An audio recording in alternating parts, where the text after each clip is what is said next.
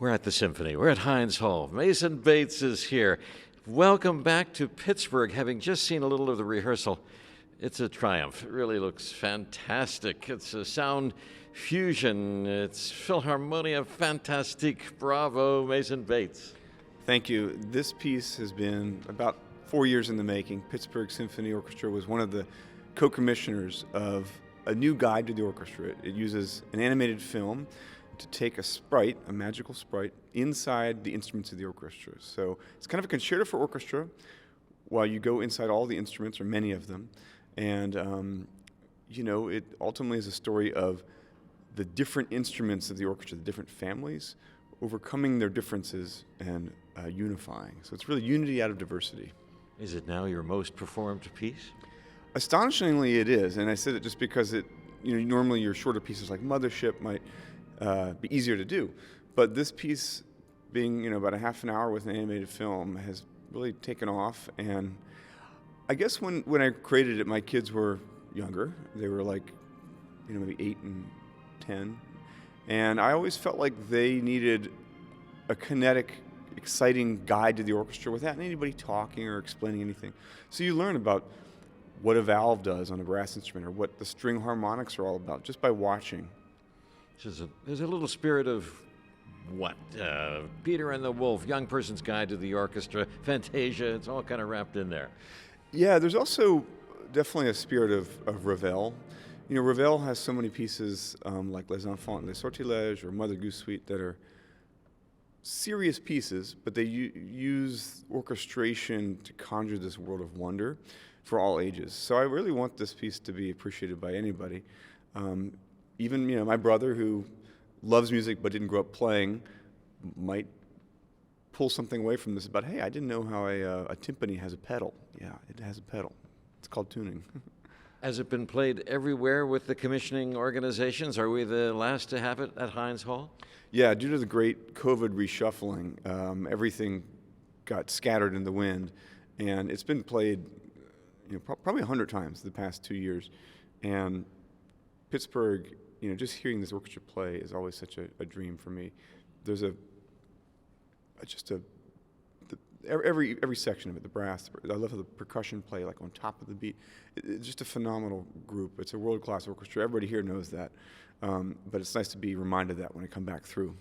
Hearing a rehearsal today, I couldn't help but think of the brass, particularly with some of those high notes. You didn't make it easy for them. No, that's the one catch with a concerto for orchestra. You really want to show everybody off. So you've got the brass way up there. Also have the percussion in a kind of a kitchen sink moment when they're featured. They have all manner of stuff, including a broom, show up in their part. So yeah, you really want to take people to the edge of virtuosity. Sometimes it's quiet virtuosity too. There's some very lyrical stuff as well. Wonderful connections with this piece to Pixar. Your sound designer is amazing. It's got a beautiful pedigree. Well, the way that worked was I had been mentoring under this amazing sound designer, Gary Rydstrom at Lucasfilm. He's also directed several animated features. And I said, hey, I have this idea of a new guide to the orchestra using animation. And he said, that's great. Let's call Jim Capobianco, who is a legendary animator, and he wrote the story to Ratatouille, was nominated for an Oscar for that, now has a new movie called The Inventor out. So the three of us met up at Skywalker Ranch for 2 years and basically saw this thing from the birth of the sprite, which was a real thing to have that character created, all the way to the recording of the piece, and now hearing it with Pittsburgh. You have some live action involved. We occasionally see the face of a flutist there. Who are the live action people? They were primarily students from the San Francisco Conservatory of Music who we wanted to show at least fingers playing an instrument. Then we could add the animation on top of that. A really fun day in my life was going to the special effects studio in Emeryville, California, where we took little probe cameras and things and went inside instruments. It's phenomenal to see the inside of a cello when you've only looked at the outside of it. And Chicago won the Academy Award. Yes, they won the Grammy. Yes. The Grammy Award. Yeah, we'll get the Academy Award coming.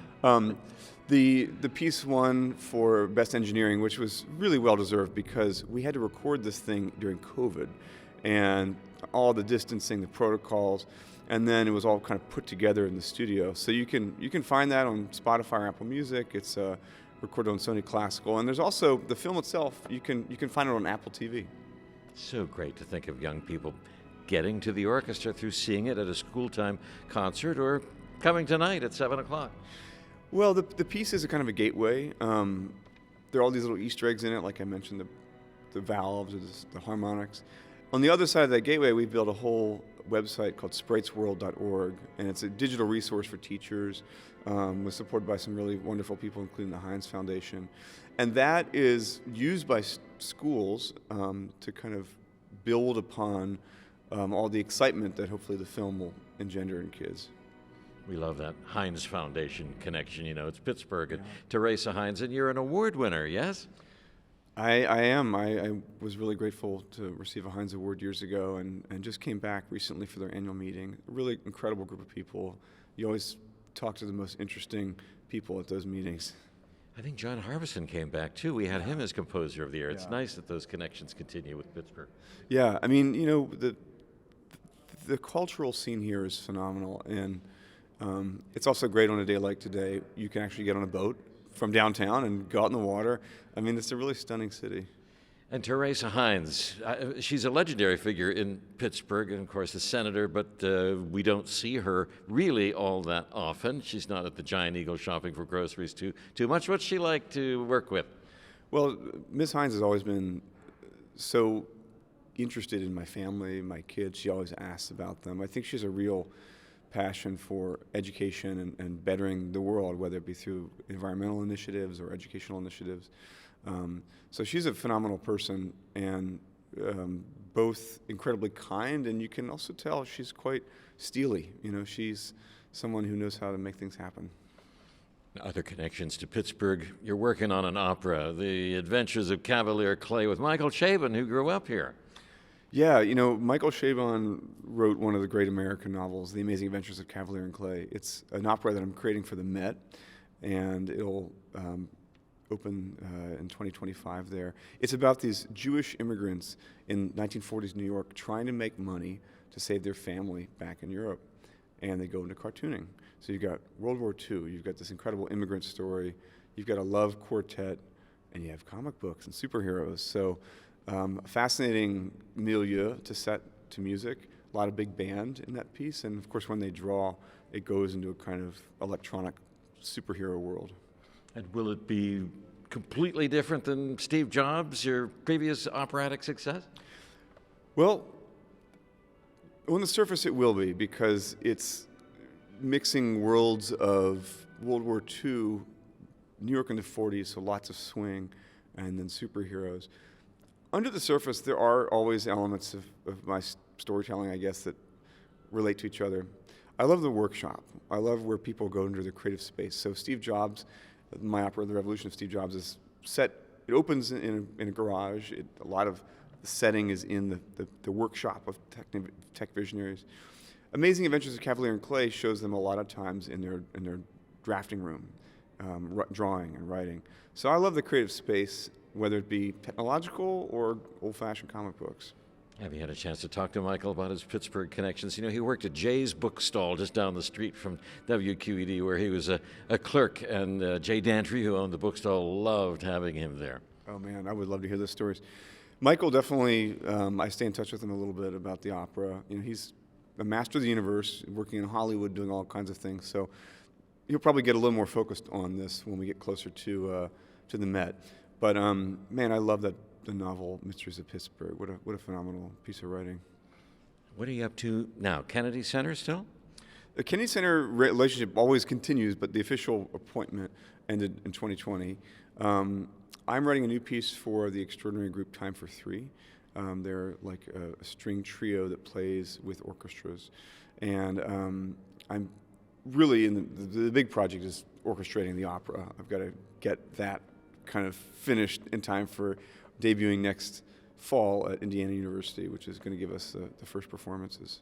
And is home San Francisco? It is. I mean, I grew up in Richmond, Virginia, so that's always going to be home. But I've been in San Francisco now for 22 years, so it is a great place to be.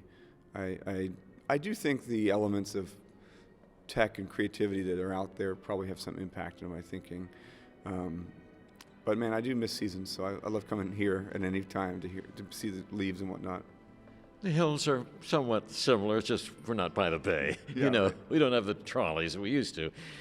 Okay, Mason Bates, San Francisco. When you take out-of-town guests, where do you go? Alcatraz, Lombard Street. Where do you take them? Well, Alcatraz, I think, is better to look at from a boat. I mean, it's kind of a long process to get out there.